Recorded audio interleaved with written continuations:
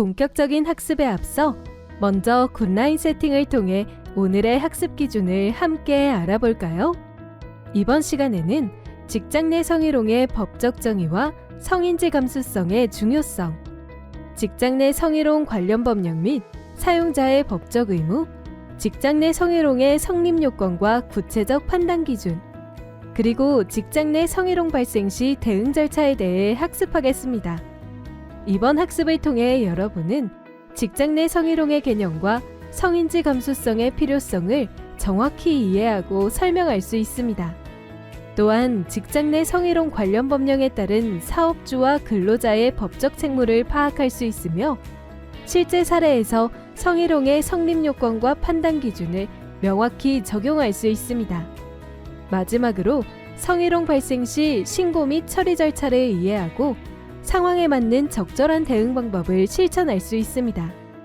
그럼 지금부터 굿라인 가이드 직장 내 성희롱 예방 교육의 본격적인 학습을 시작해 볼까요?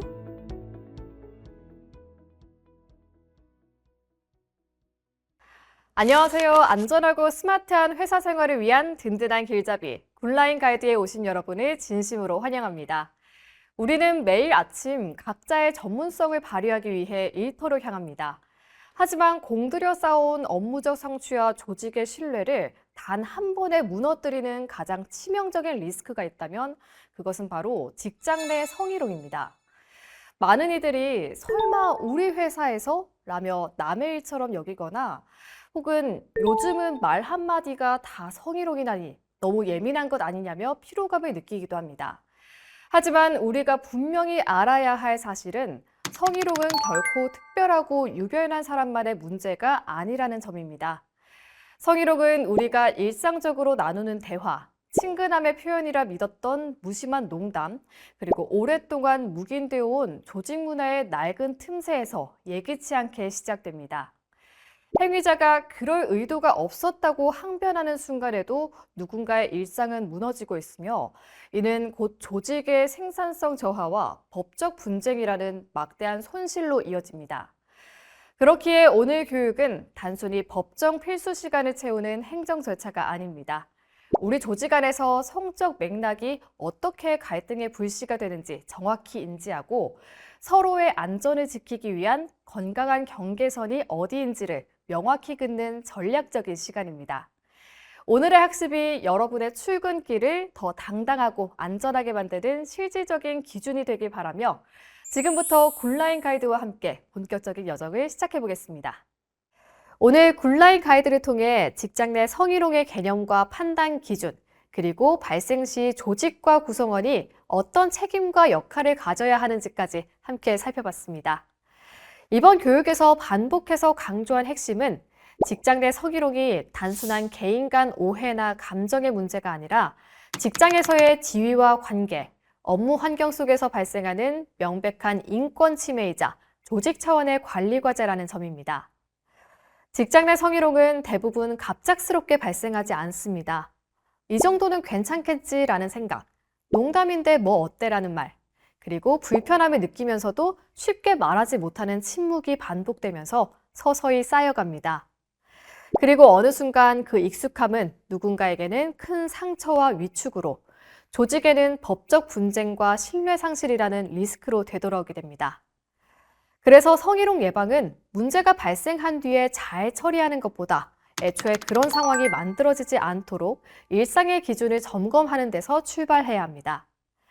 특히 기억하셔야 할 점은 직장 내 성희롱을 판단하는 기준이 행위자의 의도나 주관적인 해명이 아니라는 겁니다. 같은 말과 행동이라도 누가, 어떤 위치에서, 어떤 맥락에서 했는지에 따라 상대에게는 전혀 다르게 받아들여질 수 있습니다. 직장이라는 공간에서는 사적인 친밀감보다 업무 관계의 안전과 존중이 우선돼야 하며 이 선을 넘는 순간 성희롱 문제로 이어질 수 있다는 점을 항상 염두에 둘 필요가 있습니다.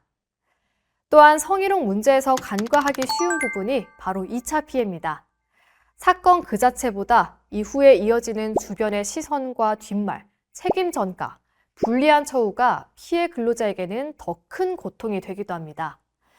그래서 법은 성희롱 사건을 처리하는 과정에서 비밀 유지와 피해 근로자 보호를 강하게 요구하고 있고, 이는 선택이나 배려가 아니라 반드시 지켜야 할 의무입니다. 조직 구성원 모두가 이 원칙을 공유할 때 비로소 문제는 해결의 방향으로 나아갈 수 있습니다. 이제 다음의 3가지 질문으로 나 자신의 말과 행동, 그리고 우리 조직의 문화를 한번 점검해 보시기 바랍니다. 첫째, 나는 동료를 한 사람의 인격체로 존중하는 말과 태도로 소통하고 있는가? 둘째, 나의 농담이나 표현 방식이 누군가에게는 불편함이나 위축으로 작용할 수 있다는 가능성을 충분히 고려하고 있는가? 셋째, 성희롱으로 보일 수 있는 상황을 목격했을 때 이를 외면하지 않고 원칙과 절차에 따라 대응할 준비가 되어 있는가? 이 3가지 질문을 주기적으로 점검하는 것만으로도 직장 내 성희롱의 위험은 충분히 줄어들 수 있습니다. 직장 내 성희롱 예방은 특정 부서나 특정 직급의 과제가 아니라 우리 조직 구성원 모두가 함께 만들어가야 할 기본적인 업무 원칙이기 때문입니다. 서로를 존중하는 작은 실천이 모여 모두가 안전하고 신뢰할 수 있는 일터를 만듭니다. 오늘의 교육이 단순히 법정 필수 교육 한 차시를 이수하는 데서 끝나지 않고 내일의 회의 자리에서 메신저 한 줄의 문장에서 회식 자리의 분위기에서 자연스럽게 떠올릴 수 있는 기준이 되길 바랍니다. 오늘의 학습을 마무리하며 굿라인 체크를 통해 오늘 우리가 함께 살펴본 핵심 내용을 되짚어 보겠습니다. 먼저 직장 내 성희롱의 개념과 성인지 감수성의 중요성입니다. 직장 내 성희롱은 단순한 개인 간의 오해나 사적인 감정 문제로 볼 수 있는 사안이 아니라 직장이라는 관계 속에서 발생하는 인격권 침해이자 노동 환경의 문제입니다. 직장에서는 업무 협력, 평가, 인사권 등 다양한 관계가 작동하기 때문에 같은 말과 행동이라도 상대방에게 더 큰 압박이나 불쾌감을 줄 수 있습니다. 따라서 직장 내 성희롱 예방은 특정 개인을 지적하거나 처벌하기 위한 것이 아니라 모든 구성원이 존중받으며 안전하게 일할 수 있는 환경을 만들기 위한 기본적인 기준이라고 할 수 있습니다. 직장 내 성희롱은 우리가 흔히 생각하는 노골적인 신체 접촉이나 명백한 범죄 행위로만 발생하는 것은 아닙니다. 외모에 대한 평가, 성적인 농담, 사생활에 대한 질문, 성별 고정관념에 기반한 발언, 불필요한 신체 접촉 등 비교적 일상적인 말과 행동 속에서도 문제가 발생할 수 있습니다. 이러한 행동은 행위자에게는 가벼운 농담처럼 보일 수 있지만 상대방에게는 성적 굴욕감이나 불쾌감을 줄 수 있습니다. 이와 관련하여 중요한 개념이 바로 성인지 감수성입니다. 성인지 감수성이란 같은 상황이라도 성별, 지위, 관계, 조직 문화에 따라 서로 다르게 경험될 수 있다는 점을 인식하고 상대방의 입장에서 상황을 바라보는 태도를 의미합니다.